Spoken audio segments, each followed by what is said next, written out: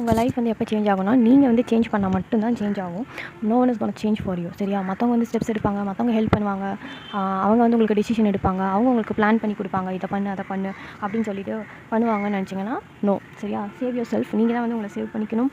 And then க்ரோத்துன்றது கண்டிப்பாக நிறையா time எடுக்கும். நீங்கள் ஒரு ஸ்டெப் எடுத்து முன்னாடி போனீங்கன்னா ஒரு 3-4 ஸ்டெப் வந்து பின்னாடி வர மாதிரி நிறைய தடை வரும். இதில் வந்து என்னென்னா, நிறைய பேர் வந்து இதை சதி பண்ணுறது, அதுக்கப்புறம் உங்கள் ஓன் பர்சனல் க்ரோத்தில் கான்சன்ட்ரேட் பண்ணும்போது ஏன்னா வந்து நிறைய பேர் வந்து டிஸ்டர்ப் பண்ணுவாங்க. கண்டிப்பாக அவங்க லைஃப்பில் இருக்கிற பர்சனல் பீப்புளாக இருக்கட்டும், ஃபேமிலியாக இருக்கட்டும், இல்லை அதர் சுச்சுவேஷன்ஸாக இருக்கட்டும், கண்டிப்பாக உங்களுக்கு டிஸ்டர்பன்ஸ் வரும். ஸோ நீங்கள் கீழே விழுவீங்க. ஆனால் நீங்கள் விடக்கூடாது. மறுபடியும் ட்ரை பண்ணுங்கள். உங்களுக்கு என்ன வேணும் அதை வந்து வாட் யூ வாண்ட் அப்படின்னு சொல்லிட்டு கிளியராக இருந்தீங்கன்னா, கண்டிப்பாக அது எனக்கு வேணுன்ற இந்த டீப்பான டிசைரும் உங்களுக்கு இருந்துச்சுன்னா அது உங்களை வந்து சேர்ந்தே ஆகணும். சரியா? ஸோ அந்த அளவுக்கு நீங்கள் வந்து பிடிவாதமாக இருக்கணும். உங்களுக்கானது என்னோடய லைஃபு, நான் வாழுவேன், எனக்கு பிடிச்ச மாதிரி நான் அமைச்சிக்குவேன், எனக்கு பிடிச்ச மாதிரி தான் நான் இருப்பேன் அப்படின்னு சொல்லிட்டு நீங்கள் வந்து முயற்சி பண்ணுங்கள், ப்ராக்டிஸ் பண்ணுங்கள். ஓகே, உங்களுக்கு என்ன வேணுமோ அதை பற்றின நாலேஜை வந்து கலெக்ட் பண்ணுங்கள், ரிசர்ச் பண்ணுங்கள், கற்றுக்கோங்க. அதே மாதிரி உங்களுக்கு நீங்களே நெகட்டிவான செல்ஃப் டாக் வந்து கொடுக்காதீங்க. ஒரு வாட்டி தோத்துட்டீங்க, ஏதோ ஒரு ட்ரை பண்ணி தோத்துட்டிங்கன்னா, பார்த்தியா உனக்கு அந்த டேலண்ட் இல்லை, உனக்கு வந்து நீ இப்படி தான், அப்புறம் ஃபிசிக்காக வந்து உங்களை நீங்களே வந்துட்டு காயப்படுத்திக்காதீங்க. எப்படி சொல்கிறது, நீ வந்து அசிங்கமாக இருக்க, நீ இப்படி இருக்க, அப்படி இருக்க அப்படின்னு சொல்லிட்டு உங்களை பற்றின ஒரு கான்ஃபிடென்ட்டை வந்து பூஸ்ட் பண்ணாமல் அது வந்து நெகட்டிவாக அதுக்கு பதிலாக அப்படியே ஆப்போசிட் வேல வந்துட்டு நீங்களே வந்து உங்களை வந்து அப்யூசிவாக பேசிக்காதீங்க. வேர்பலாக இருக்கட்டும், ஃபிசிக்கலாக இருக்கட்டும், எப்படியுமே உங்களை வந்து கைண்டாக இருங்க. ரொம்ப வந்து ஹார்டாக உங்களை ட்ரீட் பண்ணிக்காதீங்க. சரியா? இதெல்லாம் உங்களை ரொம்பவே அஃபெக்ட் பண்ணும். ஸோ ட்ரை பண்ணிகிட்டே இருங்க. அண்ட் தென் வந்து ஜென்ரலாகவே வந்து நம்ம வந்துட்டு சின்ன வயசுலேருந்து ஒரு டாக்ஸிசிட்டியான ஹவுஸ் ஹோல்டில் வளர்ந்தனால நமக்கு வந்து அந்த நெகட்டிவ் பேட்டர்ன்ஸ் வந்துட்டு நம்மளுக்கு இம்ப்ரிண்ட் ஆகிருக்கும். உள்ளவே வந்து நம்ம டிஎன்ஏல கூட அது இம்ப்ரிண்ட் ஆகிற அளவுக்கு நமக்கு வந்து பார்த்து வளர்ந்துருப்போம். அதனால் it's natural to attract problems. நம்ம லைஃப்பில் ப்ராப்ளம்ஸ் இருக்குது அப்படின்றது இல்லாதது தான் அதிசயம். இருந்துச்சுன்னா அது ரொம்ப காமன், அது நேச்சுரல். அதை ஃபஸ்ட்டு அக்செப்ட் பண்ணிக்கோங்க.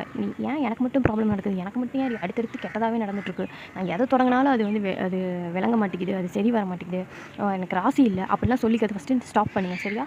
ஏன்னா நம்ம பார்த்து வளர்ந்த விஷயங்கள் நமக்கு அது சின்ன வயசில் நடக்கலனா கூட டீஃபால்ட்டாக நம்ம வந்து நம்மளுடைய ஜென்ரேஷனல் ட்ராமா, அந்த மாதிரி இந்த ட்ராமா பேஸ்டு டாக்ஸிசிட்டி இதில் ஃபேமிலிலையும் ஹவுஸ் ஹோல்டுலேயும் நம்ம வளர்ந்துருக்கும் போது அது எல்லாமே நம்மளை பாதிச்சிருக்கும். நமக்கு அது அப்போ தெரியாது. வளர நம்மளை அறியாமல் நம்ம சப்கான்ஷியஸ் பிலீஃப் வந்து என்னவாக இருக்கும், 95% அதுபடி தான் நம்ம ரியாலிட்டி இருக்குது இல்லையா? ஸோ இதெல்லாம் ரீரைட் பண்ணாமல் இருக்கும்போது அது என்னாகும், அதுதான் நம்ம ரியாலிட்டியாக ரிஃப்ளெக்ட் ஆகும். ஸோ இதுக்கு டைம் எடுக்கும். இதெல்லாம் மாற்றி வேறு விதமாக உங்கள் தாட்ஸை வந்து எழுதி அதுதான் நிஜம், இனிமேட்டு நான் சொல்கிறது தான் என் லைஃப்ன்றதை மாற்றுறதுக்கு கண்டிப்பாக இட் டுக்ஸ் டைம். ஸோ வந்து நீங்கள் வந்து பொறுமையாக பேஷண்ட்டாக நீங்கள் என்ன பண்ணணும்னா ட்ரை பண்ணிகிட்டே இருங்க, முயற்சியை விட்டுறாதீங்க. சரியா?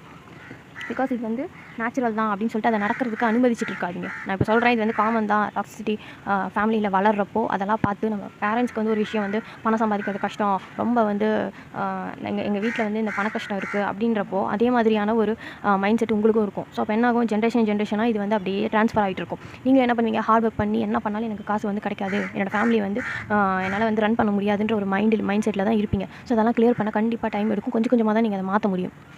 சரியா? ஸோ அதனால் வந்து அது காமன் தான் அப்படின்னு சொல்லிட்டு அப்படியே அது பழகிட்டு அதுக்கு அந்த ஒரு இதுலேயே ஓடணும் அப்படின்னு அவசியம் கிடையாது. We can change that. Okay, next என்னன்னா, நம்ம சைல்டுஹுட்டில் வந்து அவ்வளோ பீஸ்ஃபுல்லாக இருந்தது கிடையாது. நிறைய சண்டை சச்சரவு ப்ராப்ளம், நம்ம சொந்தத்தில் சண்டை, அப்புறம் சுற்றி நம்ம வீட்டிலே கூட அவ்வளோ அம்மா அப்பா சண்டை போட்டுகிட்டே இருந்தாங்கன்னா அதெல்லாம் பார்த்து நம்ம ரொம்ப ஸ்பாயில் ஆகிருப்போம், பயந்துருப்போம், அஃபெக்ட் ஆகிருப்போம். நமக்கு தெரியாது, மறந்துருப்போம். சின்ன வயசில் நடந்த எவ்வளவோ விஷயங்கள் நம்ம பாதிக்கப்பட்டிருக்கு, நம்மளுக்குள்ளே வந்து பாதிப்புகள் இருக்குது. ஆனால் அதெல்லாம் நம்ம ஹீல் பண்ணாமல் அப்படியே வளர்ந்து மேலே வந்துட்டோம். நம்ம என்ன ஆகிட்டோம், டிஸ்ட்ராக்ட் ஆகி நிறைய விஷயம் நம்ம லைஃப்பில் அடுத்தடுத்து அப்டேட் நடக்கவும் நம்ம பழசெல்லாம் கோத்ரூ பண்ணி அதை ஹீல் பண்ணாமல் இருக்கனால இப்போ வரைக்கும் நம்மளுக்கு எல்லா ரிலேஷன்ஷிப்லேயும் அது வந்து பாதிப்புகளை கொடுக்குது. பிகாஸ் பேசிக்காக ஒரு பொண்ணு அப்படின்னா நம்ம அம்மா மாதிரி தான் இருப்பாங்க. நம்ம அதிகமாக பார்க்குறவங்க யார், அதுதான் நம்மளுக்கு இம்ப்ரிண்ட் ஆகும், அதுதான் நமக்கு நம்ம மைண்டில் சேவ் ஆகும். ஸோ அதனால் நம்ம அதிகமாக யாரை பார்த்து வளர்கிறோம், நம்ம அப்பா அம்மா இப்படி நடந்துக்கிறாங்கன்னா அவங்க கேரக்டரும் அவங்க குவாலிட்டிஸும் அவங்க பிஹேவியர்ஸும் நம்ம மைண்டில் வந்துட்டு டீஃபால்ட்டாக பதிஞ்சிருக்கும். ஸோ அதே மாதிரி தான் நம்ம மற்றவங்களையும் நம்ம பார்ப்போம்.